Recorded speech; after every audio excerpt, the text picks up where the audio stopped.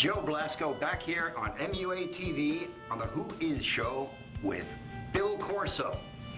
Bill, we left off on Gremlins. Let's continue with Gremlins. You were telling me about working with Rick Baker. Yeah, working with the Idol, which he hates, by the way. The Idol. Yeah, he doesn't like being any form of deity. Yeah, no, that's bad. Which you find out pretty quickly. He's good at leveling you out. Yes. Kind of like making you realize that he's just like the rest of us, only a lot better. Yeah, very down to earth, very dry. He's a Frankenstein freak. He's a Frankenstein nut. Yeah, big time. And he has, which I'm very jealous of, a replica of the original Frankenstein laboratory. Yes, he does. In his basement or in his shop? No, in his house. Yeah, outside of the house. Yeah. How great is that? Yeah, it's phenomenal. Wow. Yeah, and he's got. I mean, if he's Frankenstein. I mean, no, it's great. Right. Yeah, no, it's pretty awesome. And again, you grow up loving it. You'll do whatever. Exactly. Yeah. I'd have a Frankenstein, but my wife wouldn't. She wouldn't like that. So I spent my 8 months there, and that was again up to the point that was the highlight of my career. So the 8 months was strictly on Gremlins? On Gremlins, that's all we were doing, and it was an all-encompassing job, and we were all on set. He had made a deal with the production and with SAG, because we were not. He only had like maybe 7 SAG puppeteers of his studio. Yes. That we would all get a chance to work on set and puppeteer the Gremlins, which was really a highlight because I'd never been on a big, apart from the Blob, but a big movie studio and a set. And, yeah, it was really great. It was a big budget movie, and that was a lot of fun. And during this time, I had gotten an offer from one of the smaller movies that I had done. A friend of mine, an effects man by the name of James Cummings, who was a sculptor and also an amazing creature guy, and he worked on The Thing and a lot of movies, and he had done a movie called House, which I really loved, and he had a real comical take on scary monsters and everything, and he was going to direct a movie. And it had a lot of effects in it that he had done preliminary designs and everything, and he asked me if I'd do the movie and do all the effects. Yes. Him being the director. This is immediately after Gremlins. No, this is in the middle of Gremlins. Oh, this is in the middle of Gremlins. Yeah. Okay. And again, Gremlins, our build, just making Gremlins was 6+ months. Yes. Then shooting was going to go on for an additional 4 months or 5 months. So we had just started shooting. Yes. And the offer came up. He'd been trying to get this movie going for a couple of years. Yes. He finally got the movie going. We're going to do it, and I want you to do the makeup effects. My first movie in charge. And so I had a meeting with Rick, and I said, this is my opportunity to, this is my dream was to always work here and work for you, but my ultimate goal in life is to have my own career and have my own shop and make my own stuff. And this is my first opportunity. So how did he react to that? He said don't go. He said because it's really hard. It's much harder than you think. Well, he was telling you the truth. Absolutely. So it's much harder than you think. He goes, and all you guys are faced with this, and you all want to go off and do it. And he goes, and it's great.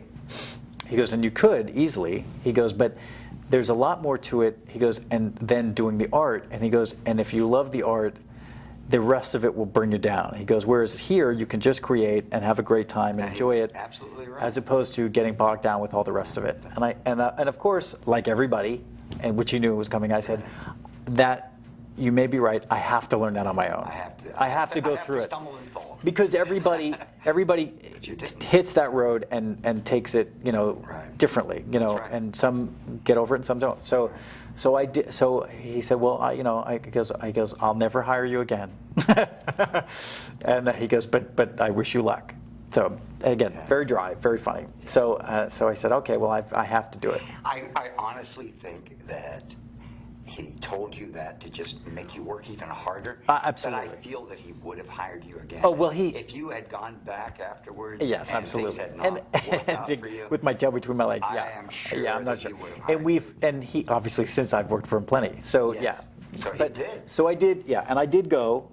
And I did leave, and I did move to North Carolina, because that's where we had to make everything, because that's where it was the cheapest to film. Yes. And for 6 months, I hired a crew, and we made a shop, and I made all this stuff, and for no money. And I remember at the time the director, who was a makeup effects guy, saying, you don't have enough money to do this movie.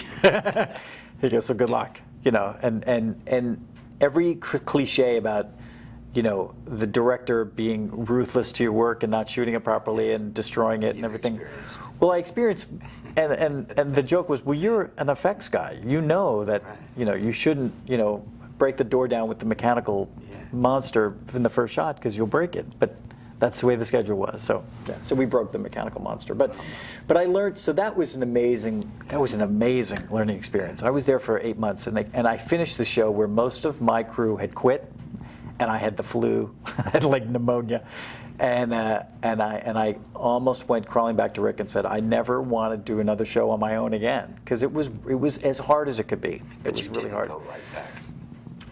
Well, partly because he wasn't doing anything at the time, but I did wind up back in LA and like a shell of myself and trying to absorb everything that I had learned. And that's a great experience. it was a great. I mean, I wouldn't trade a day. Absolutely, no. It was. It was. You have the highs and the lows. It was a phenomenal. It all makes you who you are today. Yeah, and creatively I grew, and I learned a lot. I mean, I became close friends with Phyllis Diller. So what more can you want?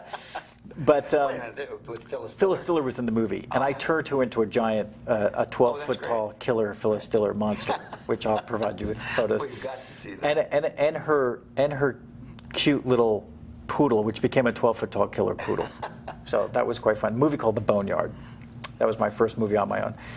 And so I did come back to LA with props and stuff that I'd made, and that was my new calling card. I would just take. I had a mannequin puppet of a ghoul, which was a 600-year-old Chinese little boy that was in the movie, and that was like a puppet, and it was pretty cool. And I brought that around to different shops.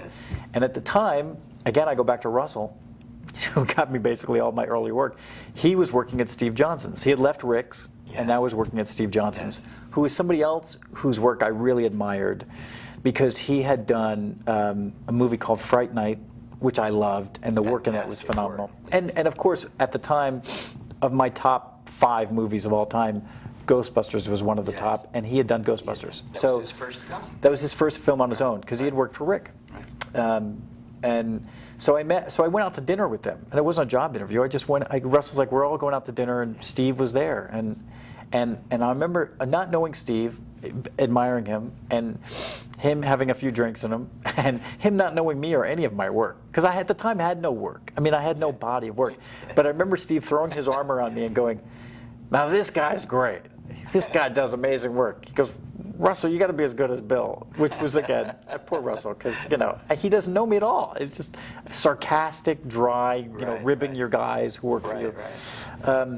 But for some reason, I think that's by making up these things about me, he remembered that. And I got a call the next day saying, he wants you to come in and interview for a job. And it was for a commercial.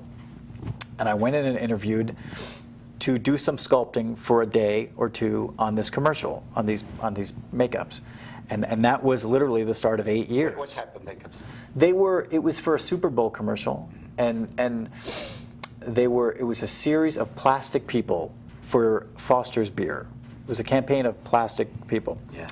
And who weird things happened to. Do you have a copy of the commercial? I do not. But the commercial spawned a campaign with Duracell, which was the Duracell Puttermans, which were very similar, plastic people. Yes. In the Foster's beer commercial, it was these plastic people drink Foster's beer and they explode and their hip happen and real people underneath.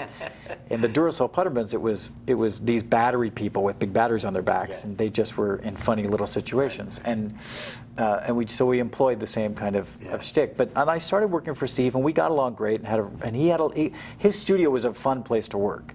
Again, it was working like 18, 20 hours a day, but it was a lot of laughs and a lot of games, and it was just great. And that's what I always imagined that industry to be like. And it was a camaraderie with all the guys. Now Steve is retired now. Steve is since retired. Now he's writing and he's painting, and not painting, but taking photographs, and he's broadened his art spectrum. The film business got him down a bit. We're going to stop. We have to break for commercial right now, and we'll be right back right after these words. Don't go away.